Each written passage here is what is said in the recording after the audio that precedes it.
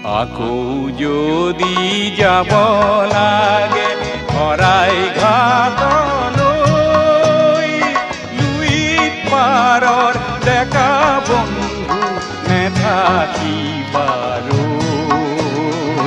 নেথাকিবাৰৈ। আকৌ যদি যাব লাগে শৰাই ঘাটলৈ, লুইত পাৰৰ ডেকা বন্ধু নেথাকিবাৰৈ, নেথাকিবাৰৈ।